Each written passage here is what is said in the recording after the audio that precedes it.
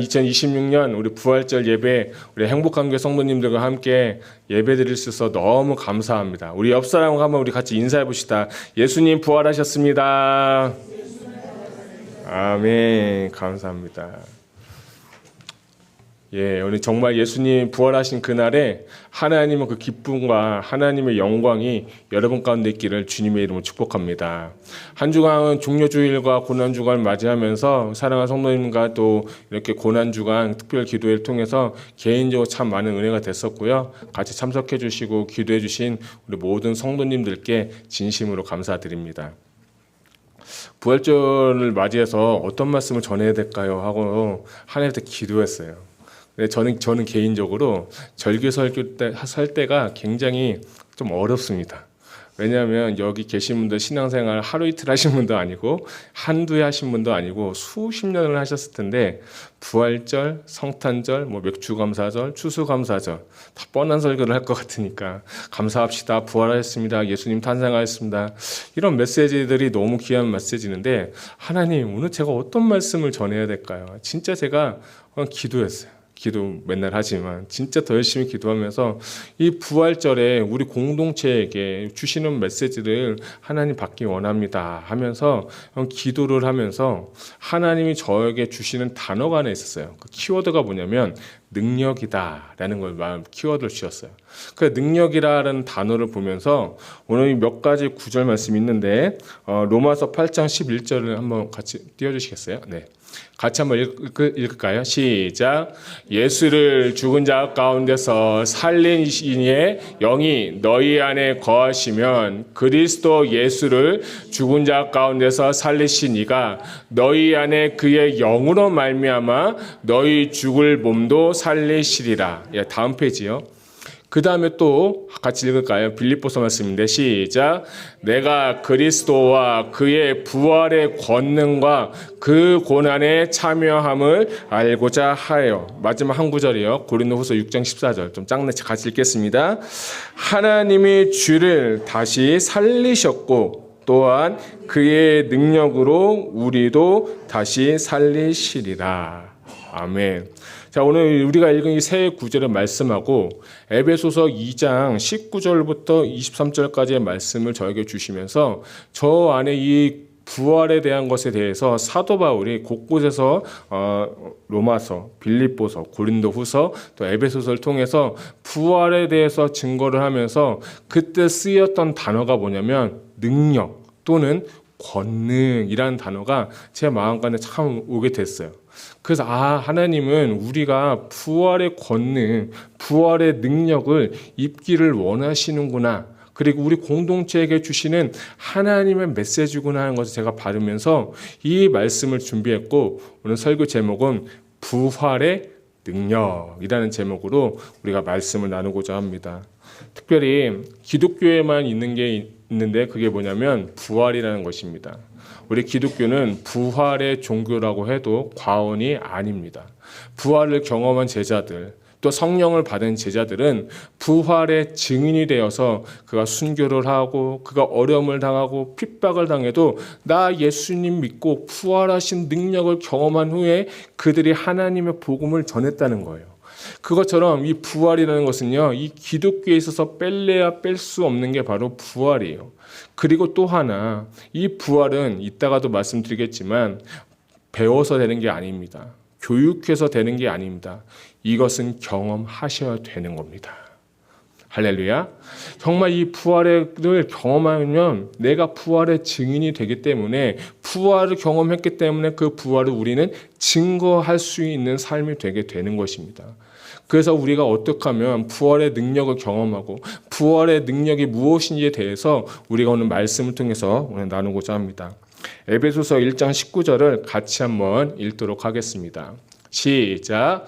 그의 힘의 위력으로 역사하심을 따라 믿는 우리에게 베푸신 능력의 지극히 크심이 어떠한 것을 너희로 알게 하시기를 구하노라. 아멘. 우리가 다는 읽진 않았지만 에베소서 1장 15절부터 23절까지는 에베소 교회를 향한 사도 바울의 기도다라고 하는데, 기도의 저는 오늘 하반부를 보는데 이 19절이 굉장히 참 재밌는 게 있어요. 뭐냐면 하나님의 능력, 하나님의 권능을 네 가지의 단어로 헬라어로 표현하고 있어요. 그래서 보여주실 수 있을까요? 첫 번째는 이스퀴스가 있고요. 두 번째는 디나미스가 있고요. 세 번째는 에네르게이아, 그리고 마지막은 크라토스라고 하는데, 처음부터 보면 그의 힘이라는 건 이스퀴스고, 위력이라는 것은 크라토스고, 역사심은 에넬게이아라고 하고, 마지막에 마지막 절에 보면 능력이라는 것은 디나미스다라고 하는 거예요. 그래서 이것들이 하나가 굉장히 의미가 있고, 그리고 이것이 어떤 순서와 같은 것으로 보면서 저는 1장 19절에 하나님의 능력에 대해서 네 가지의 단어로 풀어서 사도 바울이 이렇게 설명한 것에 대해서 관찰하고 연구하면서 굉장히 저는 많은 신선한 인사이트를 받았어요. 첫 번째 이스퀴스라는 것은 뭐냐면요, 이스퀴스는 하나님 안에 있는 본질적인 힘, 그래서 그 능력이 아니라는 거예요. 그게 뭐냐면, 이스키스라는 뜻은 뭐냐면, 힘이라는 이 단어는 뭐냐면 하나님이 능력을 갖고 있다가 아니라 하나님 자체가 이미 뭐냐면 능력이다 라고 쓰일 때 쓰는 단어가 바로 이스퀴스다라는 거예요. 그래서 하나님 안에 내재된 능력이나 생명력을 말할 때 쓰는 게 이스퀴스다라는 거예요. 두 번째는 디나미스라고 하는데, 여러분 우리가 뭔가 폭발을 하고 뭔가 건축을 할 때 뭔가 무너뜨릴 때 뭐라고 하냐면 다이너마이트 쓴다고 하잖아요. 다이너마이트. 근데 그 다이너마이트의 어원이 뭐냐면 디나미스예요. 그런데 이 용법을 조금만 보면 충분히 이룰 수 있는 잠재력이다라고 해서 하나님 안에 계획과 목적 가운데 무엇인가 이룰 수 있는 저는 하나의 의지라고 있는 거예요. 첫 번째 이스키스는 하나님 자체가 능력이시면, 디나미스는 잠재력, 즉 하나님이 하실 수 있는 능력을 의미할 때 디나미스, 다이나마이트다라는 것이에요. 자, 세 번째는 에넬게이아라고 하는데, 여기에 뭐라고 표현하면 역사하사라는 뜻이 있어요. 20절로 보게 되면 그의 능력이 그리스도 안에서 역사하사라는 게 있어요. 그래서 19절과 20절에 동일하게 두 번이나 반복돼서 역사인데, 이 뜻은 뭐냐면 하나님의 능력이시고 하나님의 능력을 이끌 디나미스도 있으셔도 에넬게이아, 역사하시지 아니하면 절대로 하나님의 능력이 이루어질 수가 없을 때 쓰는 단어가 뭐냐면 에넬게이아라는 거예요. 그래서 이렇게 순서적으로 보면서 마지막에 크라토스라는 것을 보면서 저는 굉장히 이 단어에 도전을 받았어요. 그 뜻이 뭐냐면 저항을 이겨내는 강력을 뜻하며, 특별히 에베소서에서는 하나님께만 쓰이는 단어가 뭐냐면 이 크라토스라는 거예요. 그래서 1장 19절에 네 개의 단어, 능력과 힘의 권능에 대해서 네 개의 단어, 이스퀴스, 디나미스, 에넬게이아, 크라토스. 이것이 어떠한 그 오더링, 순서에 의해서 능력이신 하나님이 디나미스 의지를 가지고 에넬게이아 역사하실 때 크라토스, 하나님의 권능, 하나님의 능력이 임한다는 것을 1장 19절에 사도 바울이 기도하면서 너희가 이 부활의 능력을 경험하기를 원한다, 하나님의 능력을 너희가 알기 원한다고 하면서 이 에베소 교인들한테 설명하고 선포하는 모습을 볼 수가 있어요. 그래서 19절 마지막 절에 보게 되면 지극히 크심이 어떤 것을 너희로 알게 하시기를 원한다라고 해요. 여러분, 성경에서 알게 한다라는 것은 뭐냐면 지식으로 아는 것이 아닙니다. 여기는 헬라어로 보게 되면 헬라 원뜻은 오이다라는 뜻인데, 오이다는 뜻은 뭐냐면 안다는 거 아니라 보다, 씨죠, 보다라는 뜻이에요.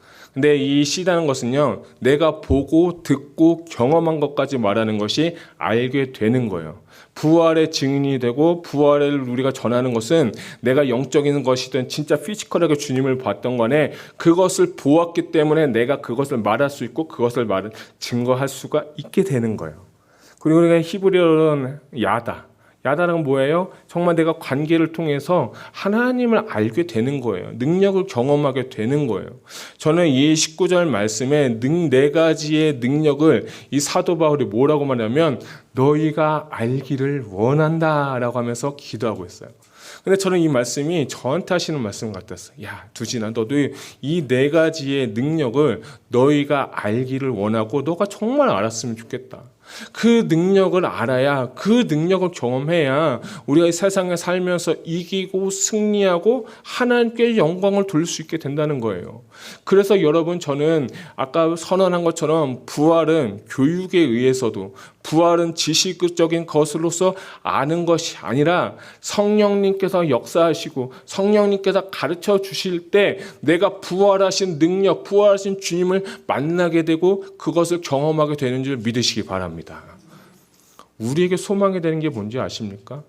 예수님의 부활을 직접 본 제자들도 있지만 부활을 직접 보지 못하고 영적으로 알고 계시적으로 그를 가르쳐 주시던 알았던 사람이 누구냐면 사도 바울이에요.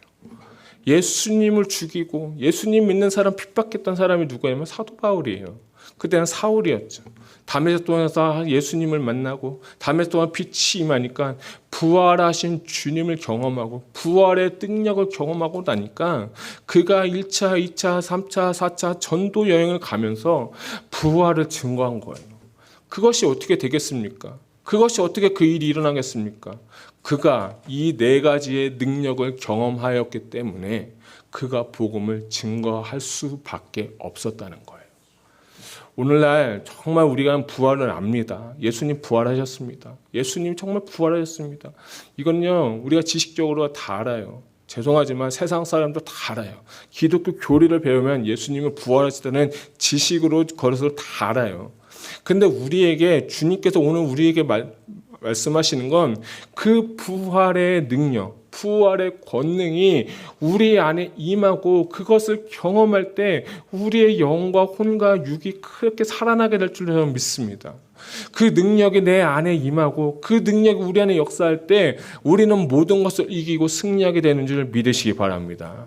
자, 그래서 그 능력을 경험한 사람의 결과가 뭐냐? 저는 세 가지로 보고 싶은데, 첫 번째로 그 능력이 임하니까 죽은 자를 살리시는 능력, 예수 그리스도를 부활시키셨다는 거예요. 20절 보면 그의 능력이 그리스도 안에서 역사하사 죽은 자들 가운데서 다시 살리시고 하늘에서 자기 오른편에 앉으셨다라고 하는 거예요. 그러니까 그리스도께서 죽었잖아요. 십자가를 죽으시고 무덤에 있으시고 그 3일 동안 침묵 가운데 있을 때 하나님의 능력이 그 안에 역사하니까 그의 죽을 몸, 육체를 주님께서 부활시키셨다는 거예요. 그래서 첫 번째 능력이 임하면 살아나는 역사가 일어나게 되는 것입니다. 여러분, 우리 사랑하는 성도 여러분들, 우리의 삶 가운데 하나님의 능력이 임하고 부활의 영역이 임해서 여러분의 영이 살아나는 역사, 여러분의 혼이 살아나는 역사, 여러분이 정말 죽을 몸이 살아나서 하나님께 영광 돌리는 저와 여러분 되시길 주님의 이름으로 축복합니다.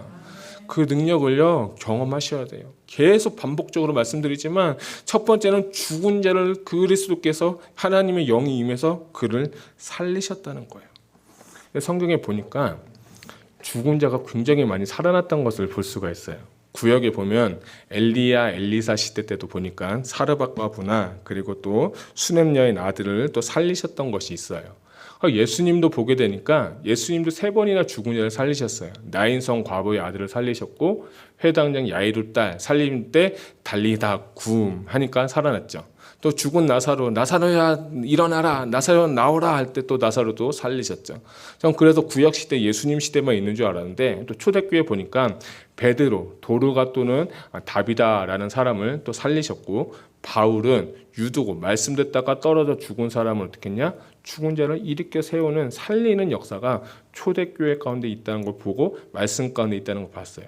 또 그리고 전승이나 어떤 그 초대 교부들의 그런 글들을 보면 진짜로 죽은 사람이 살아났다라는 것이 역사적으로도 기록이 되어 있는 걸 볼 수가 있어요.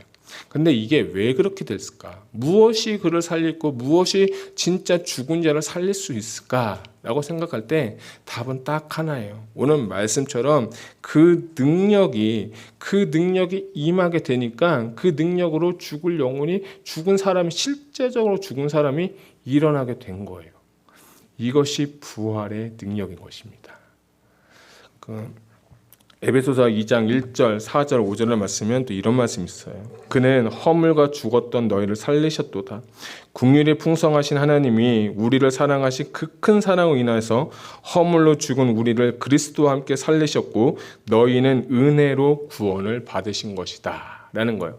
그러니까 우리가 어떻게 보면 영적으로 예수님 믿지 않았을 때, 거듭나지 않았을 때, 구원받지 못했을 때 하나님의 영이 임할 때 그 영이 임해서 우리가 그 크신 긍휼과 사랑으로 말미암아 우리의 영혼이 살아나게 된 거예요. 그러니까 성령님이 내 안에 오시고 하나님의 부활의 능력이 내 안에 오실 때 죽었던 우리의 영이 살아나게 되는 역사가 바로 이 에베소 2장 1절의 말씀인 거예요.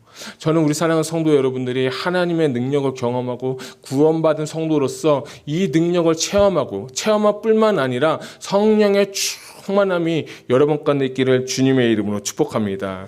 그래서 주님께서 죽은 자를 하나님께서 그 영으로 능력으로 살리셨던 것처럼 여러분도 그 능력을 경험해서 살아나는 역사가 일어나기를 축복합니다. 두 번째로는 하늘의 자기 우편에 앉히셨다라는 거예요.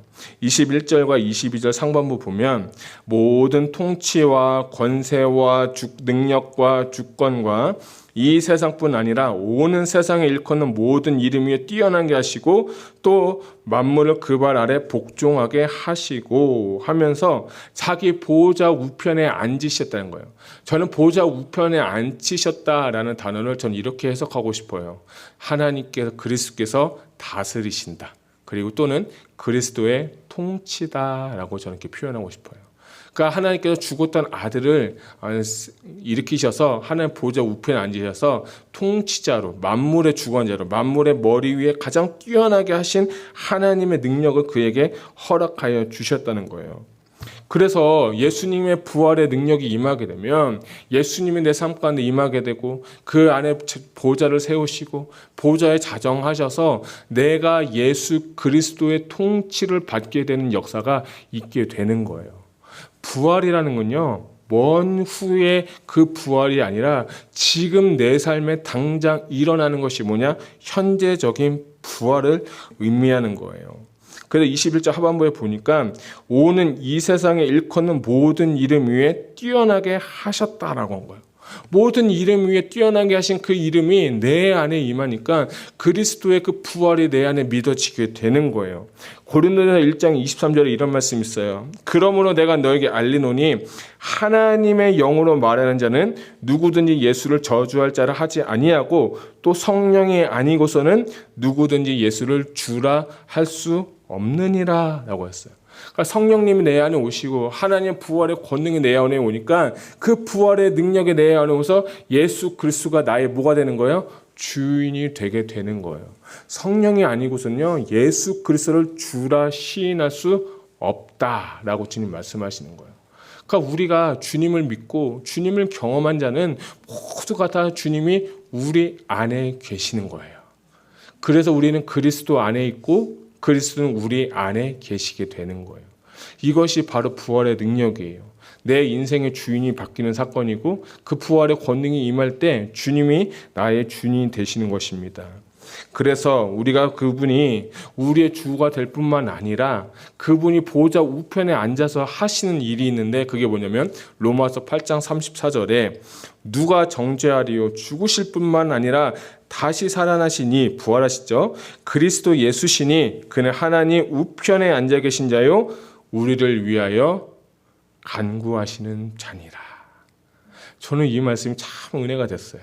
그렇구나. 내가 힘들고 어렵고 답답한 일이 있을 때 그리스도께서 부활하셔서 하나님 보좌 우편에서 우리를 다스릴 뿐만 아니라 우리를 위해서 뭐 하시는 분이다? 간구하시는 분이다. 우리를 위해서 중보하시는구나. 그 땅에 가서 중보하시는 그 주님의 모습 보면서 저에게 너무 위로와 소망이 되었어요. 왠지 아세요? 내가 힘들고 어려워도 내가 기도 못할 때도 있고 내가 넘어져서 좌절해서 아무것도 할 수 없을 때 그런 말 있잖아요. 신음소리도 못할 때 그리스도께서 우리를 위해서 친히 간구하신다라고 하신 거예요. 그래서 여러분 이 부활의 능력을 주님께서 부활하셔서 그 하나님 보좌 우편에서 우리를 위해서 친히 간구하시고 우리를 친히 중보하시는 그 하나님께 감사하시길 바랍니다. 우리 감사하셨으면 좋겠어요. 세 번째는 부활하신 능력은 교회의 머리가 되게 하십니다. 저는 23절을 보면서 교회는 그의 몸이니 만물 안에서 만물을 충만하게 하시는 이의 충만함이라. 22절 하반부에 보면 교회의 머리로 삼으셨다라고 했어요.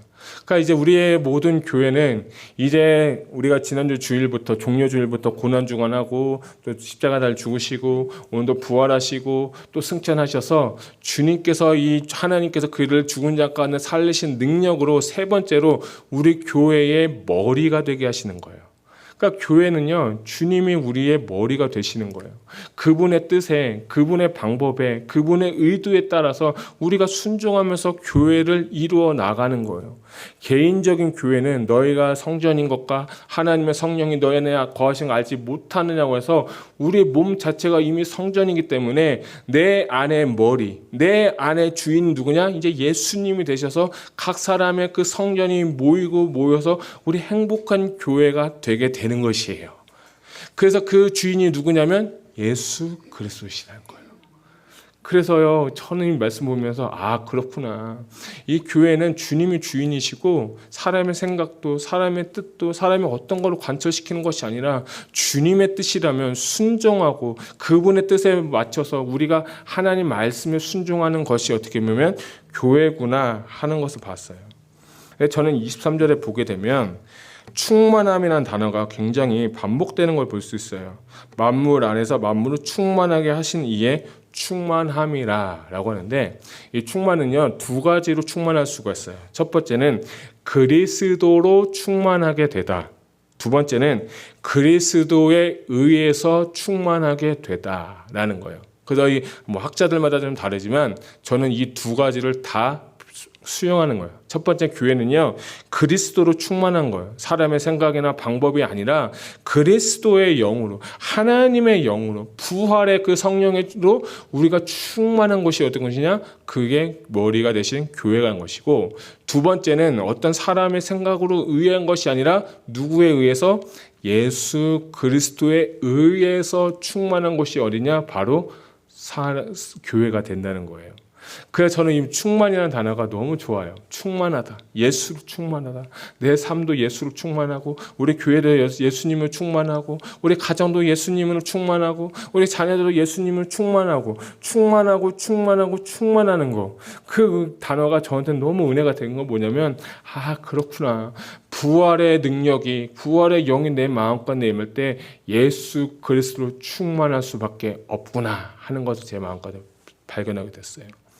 뿐만 아니라 부활하시고 승천하시면서 약속한 바를 기다리라고 하면서 성령님이 오셨다는 거예요. 성령의 충만함이 120명의 사도들에게 임하고 되니까 그들이 부활의 증인이 되어서 복음을 담대하게 전하게 된 것이에요. 그래서 오늘 여러분께 정말 도전하고 결단한 것은 무엇이냐면 우리가 성령을 충만함을 여러분 사모하시기를 축복합니다. 정말 우리가 구해야 될 것은 성령의 충만함으로 말미암아 세상을 이기고 죄를 이기고 시험을 이겨서 내가 예수로 충만하고 예수로 충만해서 하나님의 영으로 충만해서 나아갈 때 하나님께서 우리를 도와주시는 그 능력 있는 하나님을 경험하시기를 축복합니다. 이제부터는 우리가 뭘 구해야 됩니까? 예수 그리스도의 능력. 그 능력을 넘어서 충만할 수 있도록 여러분 기도하시기 바랍니다. 그래서 저는 이 충만함의 능력이 여러분 가운데 있었으면 좋겠어요. 어제 어떤 한 목사님의 유튜브 설교를 들으면서 제가 참 도전받는 그 간증을 들었어요. 어떤 한 청년이 이 청년이 이제 교회를 다니면서 이제 주일날이라든지 찬양 때 계속 드럼으로 이렇게 봉사하는 청년이 있었대요. 근데 봉사하는 청년이 드럼을 치다 보니까 손목에 무슨 염증이 생겨가지고 이 드럼을 칠 수가 없다는 거예요. 너무 아프니까. 드럼을 칠 수가 없을 정도로 너무 아파서 염증 때문에 너무 힘들어했다고 합니다. 그런데 어느 날 그 청년이 기도를 하는데 그 자기 마음가운데 이런 생각이 들었대요. 아니, 내 안에 예수 그리스도께서 계시면 이까지 병이 치유받을 수 없을까? 예수님이 내 안에 충만하면, 예수님이 내 안에 계시면 이 병은 병이 아니야 하면서 찬양을 할 때 박수를 치는데 너무 아프더래요. 그래도 내 안에 그 믿음이 부어지고 믿음의 역사로 그가 고백하면서 하는 게 뭐냐면, 내가 진짜 이거 팔이 아프고 이게 아파도 그냥 그대로 박수를 치면서 계속 하나님 앞에 찬양을 했대요. 그랬더니 그 병이 나았다고 한 거예요. 할렐루야. 저는 그 간증을 들으면서 아, 그렇구나. 부활의 권능, 부활의 능력을 체험하는 건 바로 이런 거구나. 그래서 그 청년이 예수님 잘 믿고, 물론 잘 믿었지만 신학생이 되고 사역자의 길을 가면서 담대하게 복음을 전했다라는 간증이 어제 제 마음가에 참 은혜가 됐어요. 여러분, 질병이 있으세요? 여러분, 문제가 있으세요? 여러분, 어떤 어려움이 있으세요? 환경이 중요한 게 아니에요. 내 안에 예수로 충만하는가? 내 안에 예수님이 있으면 문제가 아니라 문제 뒤에 역사하시는, 문제보다 더 크신 하나님의 능력을 여러분 구하시기 바랍니다. 그렇게 될 때 우리는 살아나게 될 것이고, 그렇게 될 때 우리는 하나님께 영광 돌리는 귀하고 복된 삶이 될 줄로 믿습니다. 2020년 부활절에 우리 사랑하는 행복한 교회 성도님들 단 한 명도, 단 한 분도 빠짐없이 그 능력을 경험하고 그 능력을 체험하면서 날마다 승리하는 저와 여러분 되시기를 주님의 이름으로 축복합니다. 우리가 오늘은 성만찬식을 시작하려고 합니다. 예수님의 살을 먹고 예수님의 피를 나누면서 우리 안에 예수 그리스도로 충만하게 되는 역사가 오늘 이 성만찬 가운데 있기를 축복합니다.